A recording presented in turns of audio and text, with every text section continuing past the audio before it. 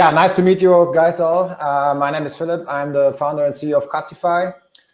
We are one of those customer success solutions that you guys discussed before. And great discussion so far. Love it. Also, thanks for everyone in the audience for all your questions and comments. Appreciate it a lot. I will also keep an eye on those while we discuss here. My topic, a topic that is quite common these days is like customer success versus customer support. One of our most viewed blog article by far is actually customer success versus customer support, and how do they, what's the differences there? It's something that people really look for all the time. Also, that when we onboard our customers, we meet a lot with the customer success teams, because we have this kind of concierge onboarding where we do really a deep dive into their team, their goals and so on. And then we all, of course, also come like across like their history. How did they come there? What is the team's responsibility? So recently, that's why this matches a little bit with this crisis, because recently we saw a lot of initiatives happening in companies, in the SaaS companies, on customer success. Hey, we need retention. We need to do something about retention. We need to focus on reducing the churn because new business will be slow and so forth. So there's a lot going on in many SaaS companies right now. And very often, our feeling is that when the management decides to do something about customer success and implement a strategy, they simply go in the support team and split it in half and say, okay, you guys are the new customer success team. And you guys from now on are called customer success managers, no longer customer support. Now, my question to you guys is like, maybe we first, like, what's in your opinion and in your experience, what's the main differences between those two when it comes to focus and responsibilities? What is the danger for these companies? And maybe there's people in the audience that have experience with that. What is the danger, but just renaming the existing customer support people to be customer success managers from tomorrow without like a proper strategy? Like whoever wants to go and has an opinion there. Jay, you? I'm like a dog on a bone with this one. I think it erodes the overall profession of customer success when we call support customer success. I do believe that a support team is a critical function under the umbrella of customer success, right?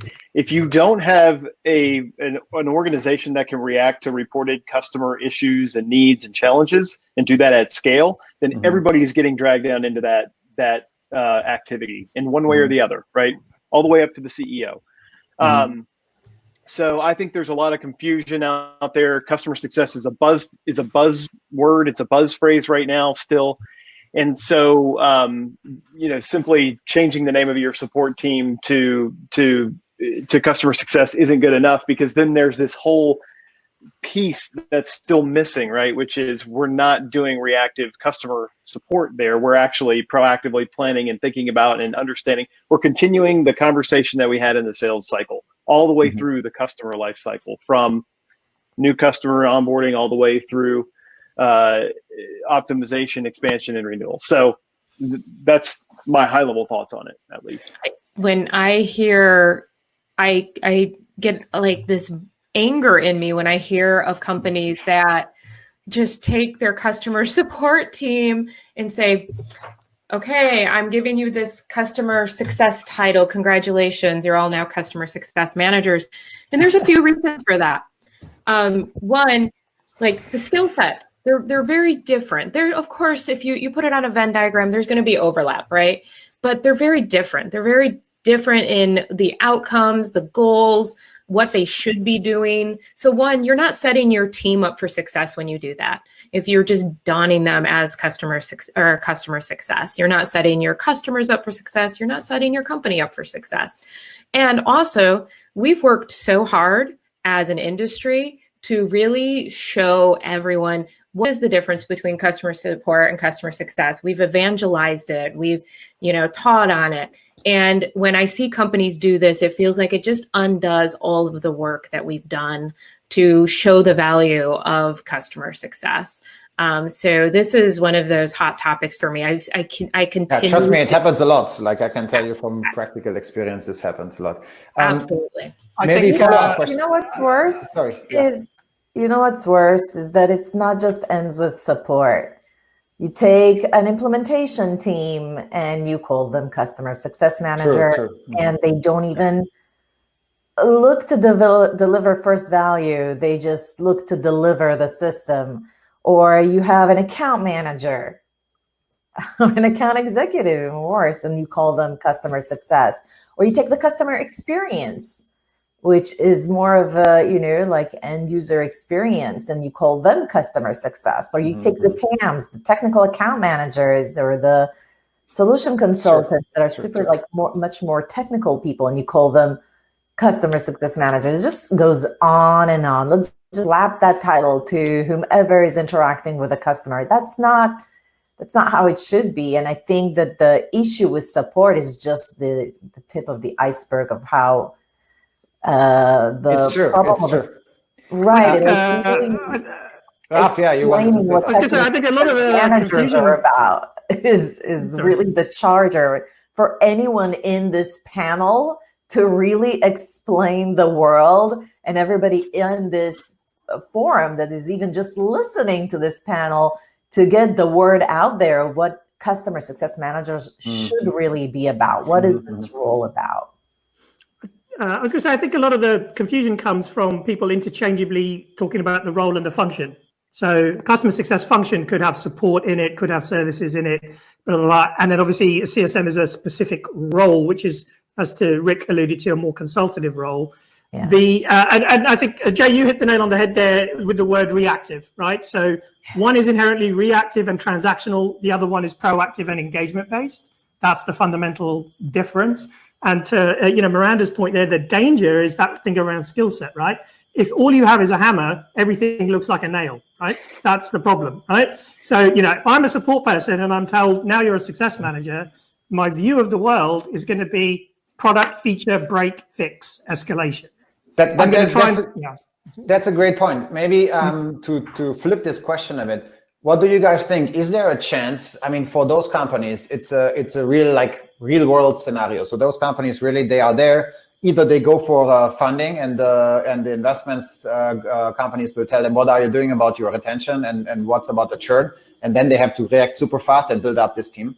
So is there anything that they can do in the sense of personas that are in their teams, support, or all the others that were mentioned? Is there personas that qualify that they can use to train them as customer success managers, or to develop them into a customer success carrier, in the sense of being faster versus like taking some existing resources versus having to hire everyone new and from scratch?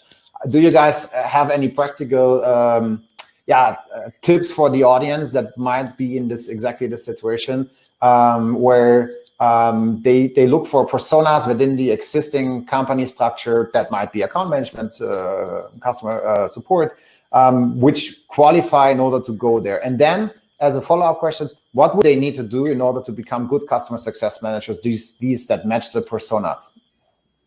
Okay, I'll go, but I would love to have Miranda actually list out the skills, because I know she's got it. But before she does, I just wanted to say this. There's closeted CSMs in support, and right? But then here's the other thing that you need to think about. Even if you do inherently have the skill set that can make you a great CSM, and you're just like in the wrong group, there's things that you're being taught as in support. And I constantly talked about it with younger folks that are starting their careers. Be a little picky if you can about the jobs you take, because you're going to learn certain behaviors in every job, and they're going to shape who you are as a professional. And I think that sometimes the inherent risk in working in support for too long, so to speak, is that you adapt a lot of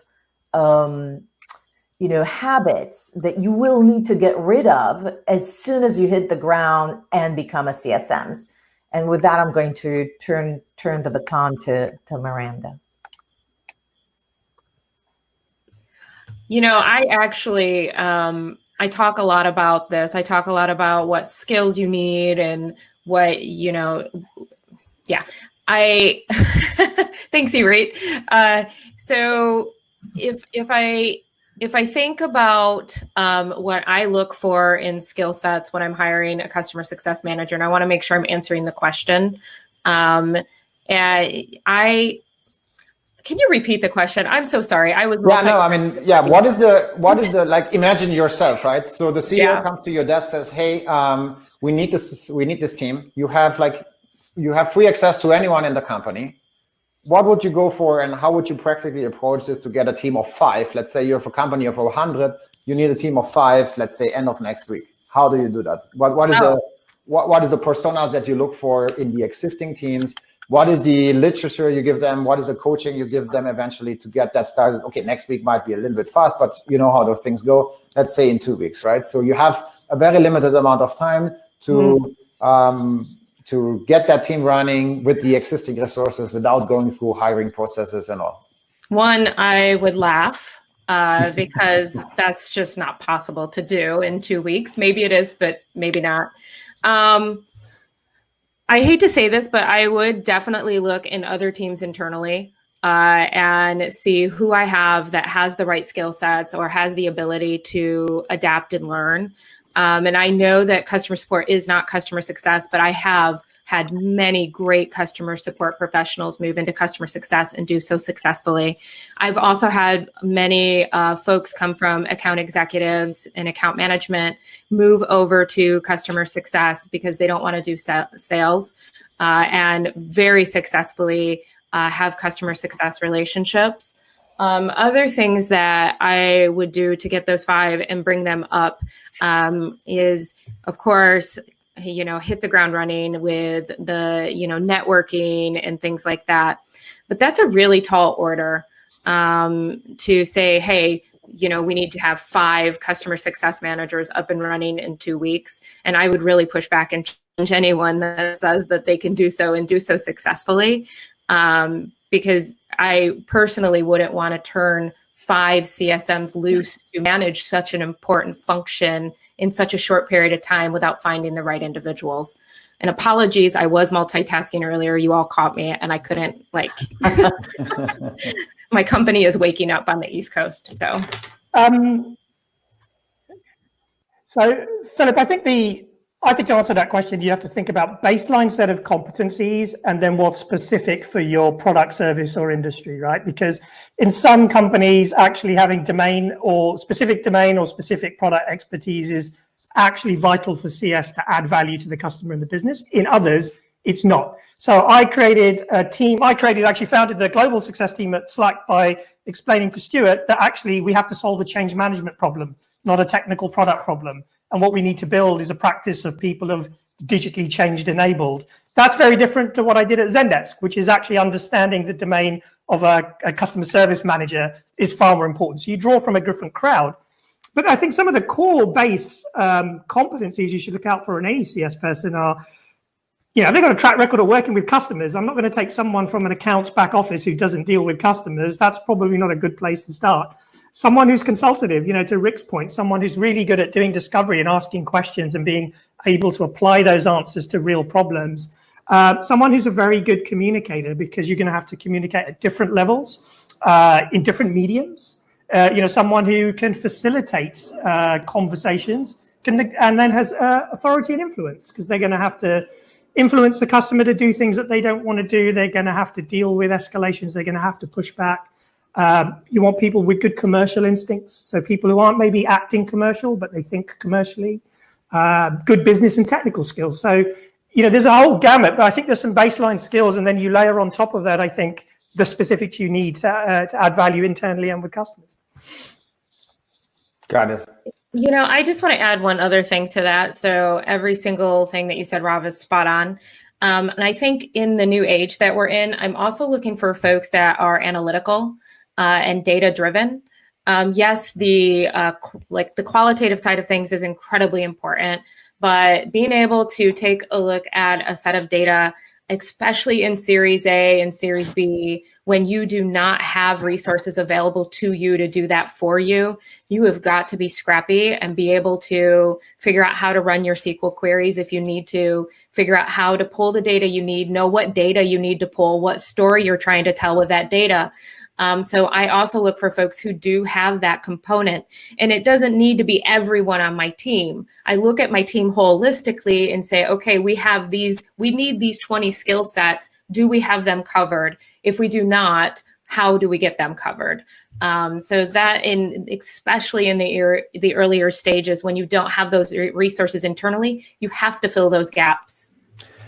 So Miranda, so I just want to ask Miranda, so would you layer onto that from a behavioral point of view, things like being scrappy, being a self-starter, Absolutely, using data? It's kind of much more the behavioral things you would layer on top of the competencies, right? Absolutely. And it's a little bit harder to interview for somebody if they're scrappy, right? Give me an example of when you were scrappy, right? That's a little harder to interview for. It's more of something that you That's just a good question. are. It's just, you just are, right? So I build my own tools. I write my own queries. I do my own analytics, right? I'm an early stage startup leader. And that means I have to get my hands dirty, but I expect my team to be right there alongside of me, getting their hands dirty too. Yeah. How do you prioritize when you don't have a lot of tools at your disposal? Great interview question, right? So yeah. All right, that's great input. Then you mentioned something like the importance of this department, which brings me to another thing that very often when we talk to the teams, and it's kind of very different from SaaS company to SaaS company, what we experienced so far. So the question I have is like, where would the CS team be best placed now? Like in what department is it? Is it reporting to the CEO? Does it have a board a seat in the board?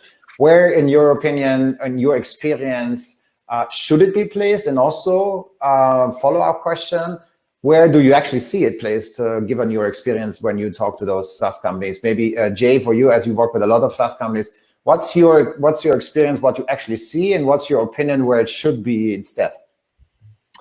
Yeah, so great question. Where we actually see it is a couple of different places. One, it could get stuck under operations. Sometimes it gets stuck under a CFO. Sometimes it gets stuck under chief revenue officer. And I think all those are sort of the wrong place for it to begin. It really needs to report to the CEO. And there's probably nobody who's surprised to hear me say that, or any of us say that on this call. So, you look at companies like SAP. SAP has a board area that's called customer success. And so there's a representative who reports into the CEO, who is responsible for owning customer success across all of SAP, right? A massive, massive company. I think it's very tempting for a busy CEO to delegate customer responsibility down under one of these other roles, but it's not operations, right? It's not, there are operations involved, lots of them, as we've talked about on this call. But it's not an operational thing purely. It's this blend between the marketing conversations we want to have, the value proposition, and the way we deliver it. And ultimately, I think as a function, the customer facing organizations have to really have a close tie into the CEO.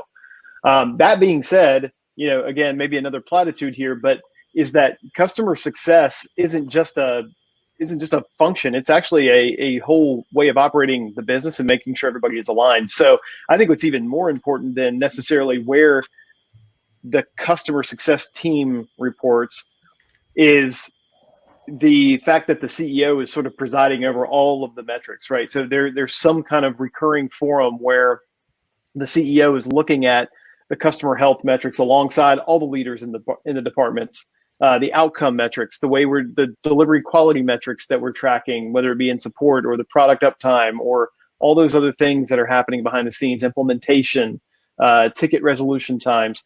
And so having the CEO have weekly insights into that and any deviations that are happening there is a really important sort of thing for them to own. And what's your practical experience? Where is it indeed? Now we talked about where it should be, and you see a lot of SaaS companies as well. Where is it actually? Like from your experience, how often is it placed right? Probably about, I don't know, I don't see all the SaaS companies, but I'd say about 50% of them have a senior vice president of customer success that reports to the CEO. that sits in the executive team meetings. But again, you're going to find a lot of variation between that on company stage and size. Yeah. Yeah, I think to that point, Miranda mentioned it earlier, Philip, is so much of this depends on where you are and what stage you are at a company, right, Miranda? In so much as in the early stages where you haven't even maybe got product market fit yet, it's not uncommon to find that actually the product organization is the right place to be, because what CS is actually trying to do is accelerate you getting product market fit, right? Mm-hmm. Over time, as you start to get your product market fit done and your go-to-market motion, you're building your sales muscle and motion, having the team actually aligned into sales is not a bad idea. It promotes a really good alignment, especially if you're a consumption-based product. I only have one product, and the way I make more money is to get them to consume more, right? Then have them in sales. But I think eventually if you get to a point where the customers become so complex that actually dealing with those customers requires more than a CSM, that's when you should be thinking about a customer organization with an SVP that rolls right into the CEO, because that is actually a good indicator that because of the sophistication and size of business we're now closing, it needs its own organization. I have some really strong opinions on this. Now, I do want to recognize, as always, that it's going to completely depend on, the size of the company, really to what you just spoke to, right, Rav? But me personally, I will not accept a VP or SVP of customer success role that does not report directly to the CEO. I've turned down offers of, you will report to the SVP of sales. I'm like, this isn't going to work for me. And I believe wholeheartedly, because there is a conflict in interest and there is a conflict in the goals that are owned in those teams. And also I believe wholeheartedly that if you want to join a company that really values customer success, let me restate that. You want to join a company that really values customer success. You want to join a company that understands what customer success can drive and the value it brings. And if they're just bucketing you under some other VP or some other department, and you're not getting that seat at the table, and you're not having that direct communication with the CEO or even the COO, I've reported to a COO and it was wonderful. One of those two, then you're going to have an uphill battle for everything from your budget, from things that you want to do. It's usually an uphill battle. So I just outright refuse to report to anyone but those two. Look, I would agree. I have once worked for an SVP of sales, but that was a very rare circumstance of that person having a thorough understanding of how important CS was. So I think he was an outlier. So I agree. I agree. I would say, though, Miranda, that if you're in a company where sales and CS have diverging goals, then there's a bigger problem than where CS should sit. You've got a much bigger problem there now. Totally. But it's more common than what you realize, Ralph. Much more common than what you realize. It is also from my experience. Yeah. Guys, thank you so much. My time is up, I think.